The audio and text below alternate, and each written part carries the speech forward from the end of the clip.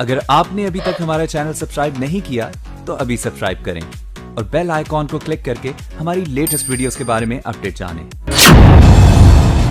उपचुनाव में नकल करने में लगी बीएसपी। सपा के फॉर्मूले को चुरा रही है बीएसपी। सपा की राह पर चल रही हैं मायावती। सपा नेताओं ने कहा धोखेबाजों का भला नहीं होता। मायावती भड़की और किया सपा पर कटाक्ष। उत्तर प्रदेश में उपचुनाव की जंग को जीतने के लिए हर दल जोर आजमाइश में लगा है।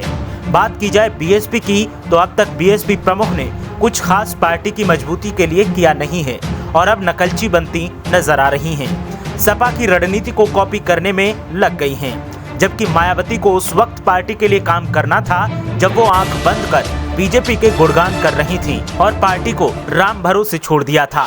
मायावती का जो हाल दिखता है उससे तो साफ है कि अपना बुढ़ापा सुरक्षित करने के बाद पार्टी के नेताओं को उनके हाल पर छोड़ दिया है।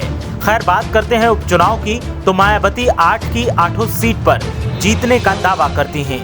मायावती को लगता है कि उनकी पार्टी उपचुनाव में अच्छा प्रदर्शन करेगी, लेकिन मायावती को कमजोरी का भी एहसास है और ऐसे में मायावती अब सपा के सोशल इंजीनियरिंग फॉर्मूले को चोरी कर आजमाने में लगी हैं। ऐसे में सपा नेताओं ने निशाना साधा और कहा कि कुछ भी कर लीजिए, लेकिन धोखेबाजों का भला होने वाला नहीं है। जो किया है उसको तो भरना ही पड़ेगा। सपा नेताओं के इस कटाक्ष से मायावती तमतमाहट में देखी जा रही हैं, लेकिन फिर भी सपा की नकल करने से पीछे नहीं हट रही। दरअसल अब तक उत्तर प्रदेश में भाईचारा कमेटियों पर जोर देने वाली मायावती को एहसास हो गया है कि अब इससे पार्टी का भला होने वाला नहीं है। ऐसे में बीएसपी प्रमुख बूथ कमेटियों के जरिए सोशल इंजीनियरिंग को सुधारने की कोशिश कर रही हैं। आपको याद ही होगा, कुछ दिन पहले नेताजी मुलायम सिंह यादव ने अखिलेश यादव को सोशल इंजीनियरिंग का फॉर्मूला दिया था। ऐसे में मायावती के इस प्रयोग पर सपा नेताओं ने सवाल उठाए। वहीं बीएसपी प्रमुख मायावती ने मिशन 2022 के लिए संगठन को कसने के लिए फिर उलटफेर किया है। संगठन में सर्व समाज को प्रतिनिधित्व देने के साथ मुस्लिमों और पिछड़ों को तरजीह दी जा रही है। मंडल स्तरीय नई जिम्मेदारियों में अनुसूचित वर्ग के नेताओं के अलावा मुस्लिमों और पिछड़ों पर ही अधिक भरोसा किया है।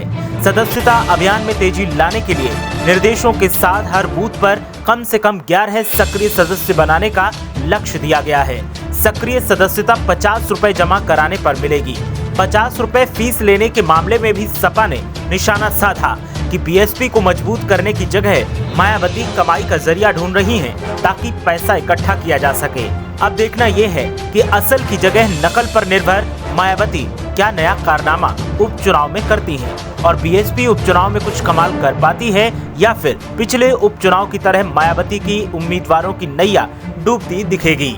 फिलहाल सपा और बीजेपी मायावती से हर मोर्चे पर आगे दिखाई दे रहे हैं। दोनों ही दलों में आमने सामने की टक्कर दिखाई देती है और मायावती तीसरे पायदान पर नजर आती हैं। सोशल इंजीनियरिंग के नकलची फॉर्मूले पर मायावती को क्या सफलता मिलेगी, देखना दिलचस्प होगा। ब्यूरो रिपोर्ट, मीडिया हलचल।